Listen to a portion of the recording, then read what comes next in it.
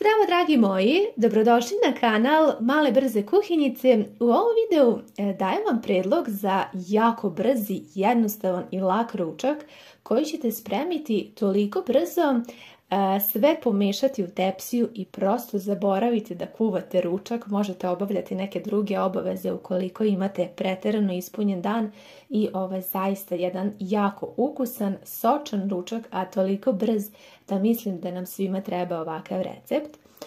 Upotrebila sam 500 g svinjskog mesa od buta, iseckala sam na jako sitne kockice. Već znate kada pečete u rerni ručak, onda bi trebalo meso na što sitnije da sečete kako bi se ono što pre u rerni ispeklo. Zatim sam upotrebila 2 praziluka, iseckala sam ih na sitno, a naravno možete upotrebiti i neku zelenu papriku, ja je nisam pronašla pa onda nisam ni upotrebila. Zatim sam iseckala na što tanje trakice 2 crvene paprike i jedan veliki paradajz sam iseckala na kockice. 3 čena belog luka. Što se tiče belog luka, to možete da dodate po vašem ukusu. I sada slijedi neka moja kombinacija začina. Naravno, vi uvijek možete koristiti neke po vašem izboru. Koristim 1 kašiku dimljene paprike, 1 kašiku obične mlevene slatke paprike, kašiku celera, bosiljka, peršuna, 2 kašike vegete i malo još i miks one mlevene paprike, odnosno začine za piletinu. Ako vam je to previše, vi naravno dodajte nešto po vašem ukusu i sve to prelite sa 300 ml paradajz soka. To je sasvim dovoljno tečnosti da se ovaj ručak jako lepo skuva, bude sočan i mekan. Sve ovako promešajte, ja sam koristila ruku, izvinjavam se ako nekom smeta, vi naravno mešajte kako god volite, ali bitno je da dobro sve zajedno sjedinite ove sastojke sa mesom. Zatim sam uzela 1 malu glavicu crnog luka, iseckala ga na kockice. I za sam kraj pripremila sam 30 g putera koje sam isekla na što sitnije kockice i ovako ravnomerno odgore rasporedila. To je sve od masti putera što sam koristila i sasvim je zaista dovoljno. Uzimam papir za pečenje koji sam jako dobro natopila u vodu, izgužvala i ovako ću sada da ušuškam ovaj ručak i da ga kuvam u rerni koja je već bila zagrejana na 200 stepeni. Kao prilog sam se odlučila za rižu. Ovog puta koristim ovu aromatičnu basmati rižu. Sipala sam 1 šolju od 200 ml riže, isprala je dobro u vodu i ostavila tako da odstoji. Pre nego što sam krenula sa pripremom ovog ručka sam pripremila rižu, odnosno potopila u vodi. Odnos ide 3:1, tako da sam u 1 šerpu sipala 3 iste te šolje vode i također stavila u rernu da voda proključa. Ručak se kuvao 30 minuta, zatim sam ga izvadila iz rerne, sklonila papir za pečenje, malo promešala i nastavila da pečem u rerni. Za to vrijeme je i voda proključala, pa ću sada da dodam proceđenu rižu. Malo ću da posolim sa himalajskom soli i dodajem 1 malu krišku putera. Naravno to ne morate i možete kako vi već volite tako uradite. I sada vraćamo ovu rižu u rernu i zaista ne morate misliti više u ovom ručku ništa, jer će sve samo da se ispeče, skuva i da bude fantastično. Ovoj riži je potrebno 15 minuta da se skuva, odnosno da upije potpuno svu vodu i kao što vidite apsolutno se nije zalepila, tako da ne morate uopšte da mislite o tome da li će se nešto desiti. Ostavite 15 minuta, ona pokupi svu vodu i postane fantastično mekana. Ja sam je kupila pre nekih 2 nedelje, koštala je 130 dinara, inače je mnogo skuplja.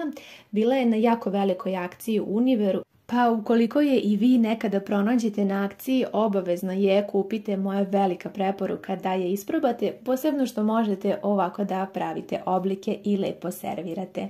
Nakon tačno sat vremena naše meso je spremno, toliko je saftno, mekano i ukusno, kućom se širio toliko predivan miris i dok se peklo, a naravno sada kada je gotovo, ukupno vreme pripreme je sat vremena za ovaj ručak. Dakle, prvih pola sata sam pekla sa papirom za pečenje, nakon toga sam ga samo sklonila, malo promešala i nastavila da pečem ovo meso još pola sata. Meni je bilo toliko potrebno na 200 stepeni i dalje ostaje sočno, mekano i sasvim dovoljno safta. Što se tiče pirinča, to sam vam sve objasnila, on je također veoma brzo gotov, sve je iz rerne. Veoma je ukusno, ja inače sam jako veliki ljubitelj ovakve vrste jela i mogla bih da jedem ovako nešto svaki dan. Ću vam ideju za jedan jako brz i ukusan ručak od mlevenog mesa i sve se pravi iz rerne, tako da je sve izuzetno jednostavno. Ovdje imam 450 grama mešanog mlevenog mesa. To je malo junetina, malo svinjetina pomešana. Zatim sam stavila 100 grama pirinča u toplu vodu, prethodno sam malo ga oprala i ostavila da odstoji za vrijeme dok spremim povrće.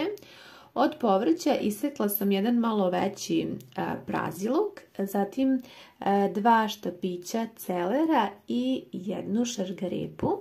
Iseckala sam ovako na kockice i sada ću malo da izblendam, da usitnim. A ako nemate blender, možete samo da izrendate šargarepu. Pirinač je ostojao pa ćemo ga dodati u ovu smesu. I sada ću da začinim po nekom svom ukusu. Dodajem 1 kašiku mlevene slatke paprike, 1,5 kašiku vegete. Zatim dodajem malo bibera i nedavno sam kupila ovaj začin, to je ljuta paprika sa limunovim sokom, dosta je fin začin.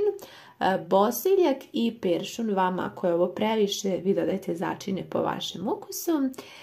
Sada dodajem i 2 kašike kisele pavlake i ovo je opcija kada želite veoma mekano meso.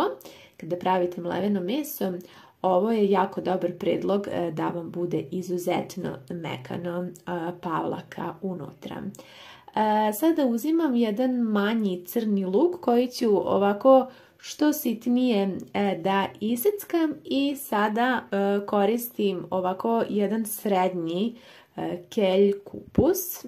Iskoristila sam skoro ceo kelj kupus i kao što vidite seckam ovako na par manjih kriški da bi mi bilo lakše ovako da iseckam. Ne želim preterano da usitnim kupus zato što kada se ovaj ručak bude ispekao želim onako da osjetim taj kupus. Vi naravno možete onako i sitnije da izrendate, ali mislim da je za ovaj recept pogodnije da bude malo krupnije. Uzimam ovako sada jednu tepsiju, moja je dimenzija 20 x 30 cm i sipala sam vrlo malo, odnosno špricnula maslinovog ulja i sada prvo dodajem ovaj seckani kelj kupus odmah ovako direktno na dno tepsije, a zatim ćemo dodati i seckani crni luk. Malo ću začiniti sa 1 kašikom vegete i sasvim malo ću da pobiberim i da dodam opet ovog mog ljutkastog začina. Vi možete po vašem ukusu začiniti i dobro sada promešajte da se kupus lepo sjedini sa svim začinima. Sada ćemo ga ovako malo utapkati. Ruke ću da pouljim, opet koristim ovo maslinovo ulje vrlo malo, kako bih mogla ovako da napravim ćuftice. Pravit ću malo veće, ukupno će mi ispasti 8 komada ćuftica. Vi naravno možete i manje i veće kako se vama sada više sviđa, ali zaista je mekano meso i vidjet ćete i kada pravite onako sve ide veoma brzo, lako i jednostavno. Mislim da je ovaj recept jako dobar zato što kao što vidite sve koristim sirovo, nisam prethodno pripremala ni kupus, ni meso, sve ide direktno u tepsiju i ovo su recepti koje ja najviše volim i zaista su brzi, posebno ovako kada je radna nedelja u pitanju, neće vam oduzeti mnogo vremena. Za sam kraj pripremam sos, ovdje imam oko 200 grama paradajz pelata, dodajem 200 ml paradajz soka, izuzetno malo ulja, jednu ovako malu kašiku slatke paprike i origano. Origano i ne morate dodati ukoliko ne volite. Dodat ću i malo ovog paradajz pirea, ako ga nemate, njega samo izostavite, zaista neće biti nikakav problem. I dodajem sada ovdje 200 ml vode. Ukoliko ne dodajete paradajz pire, onda dodajte 150 ml vode, bit će sasvim dovoljno. Ja ću sada ovdje od gore, ostavila sam vrlo malo kupusa da pospem preko mesa, kako tokom pečenja mi se meso ne bi onako zapeklo i bilo tvrdo, već da bi ostalo izuzetno mekano, onda ćemo ga ušuškati sa kupusom i preliti ovako sa ovim sosom koji smo pripremili i bit će zaista ukusno. Ja sam sipala još 50 ml vode u ovu konzervu od paradajz pelata i odgore ću da prelijem i to će biti dovoljno za ovaj ručak. Napominjem, ukoliko ne koristite paradajz pelat i pire, onda samo dodajte malo manje vode za nekih 50-100 ml. Sve sam ovo pekla na 200 stepeni u prethodno zagrejanoj rerni i bilo je potrebno nekih sat i 10 minuta da se jako lepo ispeče. Nakon toga sam rernu isključila i ostavila tako još možda nekih 10 minuta da se malo prohladi i naš ručak je gotov. Mogu vam reći da je izuzetno lep miris i tokom pečenja, a naravno i ukus. Ovaj kombinacija ispo je zaista za mene jako fin. Meso je toliko ispalo mekano, nisam čak morala da ga sečem ni sa nožem, već jednostavno samo sa viljuškom, nego je bilo malo pristojnije da vam ovako prikažem, ali zaista je mekano i od srca, jedna velika preporuka da isprobate. Evo, sada ću vam pokazati kako to izgleda na tanjiru. Ukoliko volite da bude malo sočnije, ostaće malo soka pri dnu tepsije, pa možete odgore sipati i zaista uživati u predivnom ručku koji se tako brzo sprema i izuzetno je ukusan. Nadam se da vam se ovaj predlog i ova ideja za ručak dopala, da ćete isprobati i svakako bih voljela da mi pišete vaše utiske u komentarima. Uvek budem srećna kada mi pišete i ljubim vas sve puno.